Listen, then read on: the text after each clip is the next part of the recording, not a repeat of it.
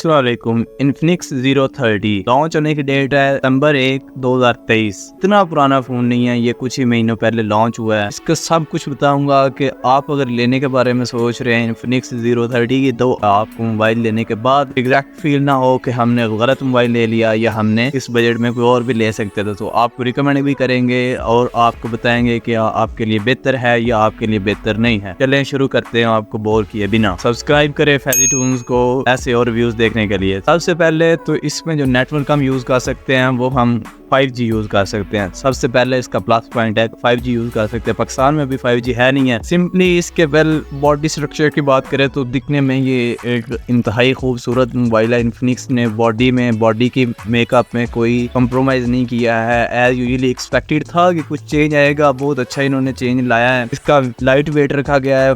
Hand feel इसकी बहुत ज्यादा अच्छी आती है। ऐसे लगता है कि हम प्रीमियम यूज कर रहे हैं, कोई मोबाइल यूज कर रहे हैं, कोई अच्छी चीज यूज कर रहे हैं। वेट इसका 185 ग्राम का वेट आ जाता है। बिल्ड में इसके ग्लास फ्रंट गोरिल्ला ग्लास 5 की आती है। ब्लैक इसकी गोरिल्ला ग्लास की आती है। प्लस लेदर बैक भी आती है और प्लास्टिक फ्रेम भी है। प्लास्टिक फ्रेम वो कैमरे के ऊपर जो लगा हुआ प्लास्टिक फ्रेम है। इसमें जो देखने को मिलेगा वो हमें गोरिल्ला ग्लास 5 की बैक मिलेगी। इससे बेहतर तो मुझे जो पर्सनली लगता है वो लेदर बैक लग रही है। अभी मेरे हाथ में है भी ये लेदर बैक ही, तो ये मेरे ख्याल से अच्छी लग रही है। सिम इसमें हम नैनो सिम यूज कर सकते हैं। बाकी इसमें हम SD कार्ड नहीं यूज कर सकते हैं। ये इसके फोन है। देखें, अगर चाहे 256 GB का भी हो तो हम एक्सटर्नली इस पे कैमरे में से पिक्चर्स वगैरह हो तो कंप्यूटर के जरिए कर ले, फिर इधर करें। तो इससे बेहतर था कि अगर SD कार्ड होता तो हम किसी भी तरीके से SD कार्ड लगा के एक्स्ट्रा चीजें मिल जाती हैं, हमारे कुछ मेमोरीज होती हैं। तो ये एक मेरे लिए प्रॉन्स है कि इसमें ना SD कार्ड की जगह नहीं बनाई गई है। डिस्प्ले की बात करें तो साइज इसमें 6.7 इंचेस का डिस्प्ले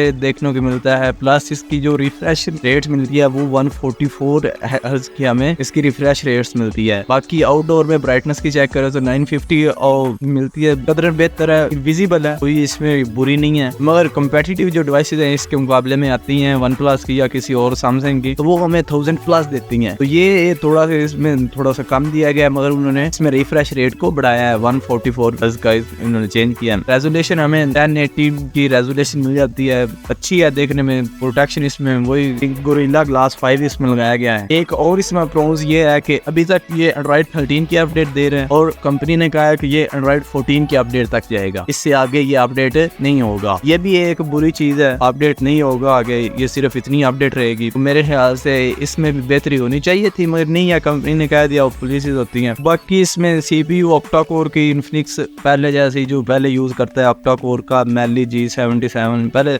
75 यूज किया था, अब इसमें 77 यूज किया है। सो थोड़ा सी चेंजेस आई ही हैं। इंटरनल स्टोरेज हमें इसमें मिलेगी 12 GB रैम, बस 256 GB रोम मिलेगी हमें। बाकी 8 GB भी मिलेगी और 256 GB भी मिलेगी। UFC की हमें इंटरनल स्टोरेज मिलेगी। मतलब खतरा नहीं है उड़ने का ना एवरेज कैमरेज में। अब कैमरे की बात करें तो ट्रिपल कैमरा मिलता है। एज यूजुअल इन्फिनिक्स 108 मेगापिक्सल का कैमरा ही देगा हमें। अच्छा कैमरा है। इसमें कैमरे के पिक्सल को नहीं देखते हैं, कैमरे की क्वालिटी को देखा जाता है। तो क्वालिटी इसमें बेहतरी लाई गई है। इसमें 1/166.7 का PDAF OIS का मेरे सैमसंग के मटीरियल यूज हुआ है। सैमसंग जो यूज करता है वो वाला मटीरियल इसमें यूज किया गया है। मतलब कदरन बेहतरी लाई गई है कैमरे में। कैमरे के रिजल्ट्स भी अभी आपको दिखाते हैं, कुछ चल रहे होंगे वीडियो। हम इस पे 4K 30 FPS प्लस 60 FPS पे हम वीडियोस पे बना सकते हैं। आईफोन में भी मैक्सिमम यही बना सकते हैं। अभी तक जो मैक्सिमम चल रही है ना वीडियोस पे, वो यही वीडियोस चल रही हैं। मतलब हम वीडियो इस पे 4K 60 FPS तक वीडियो बना सकते हैं। कैमरा आईफोन से नहीं मिलेगा, मगर कैमरे में बेहतरी है। बाकी फ्रंट सेल्फी कैमरा हमें मिलेगा 50 मेगापिक्सल का। उसके रिजल्ट्स दिखाते हैं आपको, रिजल्ट से और बेहतर पता चलेगा कि ये हमें क्या नजर आ रहा है या कैसा कैमरा है। तो LED फ्लैश के साथ पैनोरामा भी दिया गया है। HDR कहीं भी मेंशन नहीं किया है, मगर हमने YouTube पे HDR को चला के देखा है, वो प्ले करके देखा, Netflix पे देखा, तो ये HDR को भी सपोर्ट करता है। कंपनी ने मेंशन नहीं किया हुआ है, एज यूजुअली कैमरे में होता है इनके इन्फिनिक्स में से, तो इसमें भी HDR है। स्पीकर्स की बात करें तो डुअल स्पीकर्स दिए गए हैं, स्टीरियो स्पीकर्स नहीं है। फिर भी डुअल स्पीकर हैं। स्टीरियो स्पीकर हो तो वो बेस वाला काम करते हैं। इसमें आवाज इमेज सुनने को मिलेगी, अगर है इमेज सुनने को मिलेगी और बारीक सी आवाज सुनने को मिलेगी। वो बेस वाला जो शश्क है ना वो नहीं मिलेगा। इसका जो ऊपर वाला है, वो ऊपर वाला स्पीकर है वो 35% यूज होगा और नीचे वाला अपनी पूरी परफॉर्मेंस देगा, बट 75% नीचे से हमें आवाज आएगी। तो डुअल स्पीकर यूज होंगे, अच्छे हैं, बेहतरीन आवाज देता है, ऊंची साउंड देगा। बाकी सारी इसमें और फीचर्स की बात करें तो फिंगरप्रिंट आ जाता है, इसका फ्रंट पे फिंगरप्रिंट आता है, अंडर डिस्प्ले फिंगरप्रिंट है। तो अभी की तो बात करें तो अभी तो बेहतरीन चल रहा है, दी बेस्ट चल रहा है। आगे का इसका लॉन्ग टर्म में, वो लॉन्ग टर्म रिव्यू में हम कवर करेंगे कि कुछ देर चलने के बाद 6 महीने के बाद हम पता करेंगे कि ये अभी भी क्या वैसे ही वर्क कर रहा है या उसमें कुछ और चेंजेस भी आए हैं या कुछ। ये इन्फिनिक्स का ये होता है, ऊपर ग्लास लगने से वो चेंज हो जाता है, वो काम करना कम कर देता है। तो देखेंगे बाद में। फिलहाल के लिए तो बेहतरीन काम कर रहा है। फेस आईडी भी इसमें है, फेस आईडी भी बिल्कुल ठीक काम कर रही है। और फेस आईडी में बात आई है तो कैमरे के ऊपर जो है ना बिल्कुल आईफोन वाला इन्होंने शशका दिया, जो आईफोन 14 15 में आया है ना, ऊपर वो ब्लैंक का बना बिल्कुल वही आया है एज के साथ और लेवल है। मेरे लिए मैं अगर रिकमेंड करूँ तो मैं मोबाइल इतनी सी अभी जो ऊपर प्रॉपर्टीज बताई हैं उनमें भी मैं रिकमेंड करता हूँ कि ये मोबाइल बेहतरीन है यूज के लिए। रोन इसमें बहुत कम है, 2-3 है, मैं एंड पे बताऊंगा। अभी आगे चलते हैं बैटरी पे। तो बैटरी मतलब इसमें आ जाती है 5000 mAh की बैटरी आ जाती है नॉन रिमूवेबल।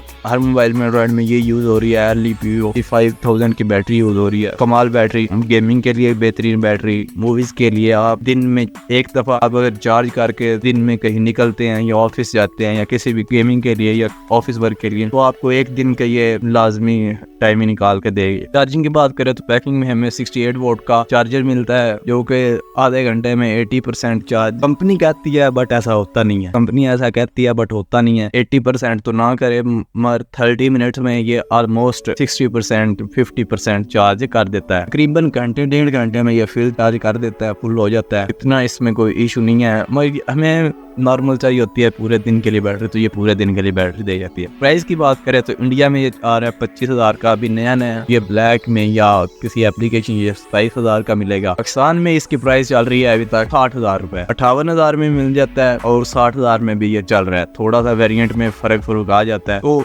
मेरे ख्याल से ये रिकमेंडेड मोबाइल है हर चीज के लिए, बेहतरीन के लिए। अच्छा, अब इसकी ये बॉडी स्ट्रक्चर की बात करें तो इसमें एज दिया गया है, जो सैमसंग की एज सीरीज में एज होता है, इसमें 3D एच दिया गया है। और देन इसमें शशके दिए गए हैं ऊपर कैमरे के, आईफोन वाले। वहाँ पे नोटिफिकेशन भी आएगा, वहाँ से वो वैसे निकल के एनिमेशन अच्छी हुई है। फिर इसमें रिफ्रेश रेट 144 हर्ट्ज का दिया गया है। फिर इसमें कैमरे की जो लेंस यूज किया गया है सैमसंग का यूज किया गया है। डिस्प्ले में इसको एमोलेड 18 डिस्प्ले यूज किया गया है। 6.7 इंच का डिस्प्ले यूज किया गया है। एंड्रॉइड 13 की अपडेट की है। प्लस 256 का वेरिएंट दिया गया है। 108 मेगापिक्सल का कैमरा दिया गया है। 4K 60 FPS पे हमें इसकी वीडियो दी गई है। डुअल स्पीकर दिए गए हैं। इतनी ढेर सारी इसकी खूबियां होने के बावजूद C टाइप चार्जिंग भी दी गई है साथ। अब चार्जर भी 68 वोल्ट का चार्जर भी दिया। इतनी ज्यादा खूबियां होने के बाद अगर कोई कहेगा तो मेरे पैसे जाया हुए तो वो बेवकूफी होगी। बिल्कुल पैसे वसूल वाली चीज है, बिल्कुल बेहतरीन चीज है। खरीदेंगे, यूज करेंगे, आपको मजा आएगा कि इन्फिनिक्स ने वाकई में कोई चीज दी है। बैक पे जो कैमरे हैं, बैक पे इन्होंने एक अच्छी शेप दी है, कलर के साथ मैचिंग गोल्डन कलर में दी गई है। स्क्रू के साथ इन्होंने वो डिजाइन सा पेश किया है, तो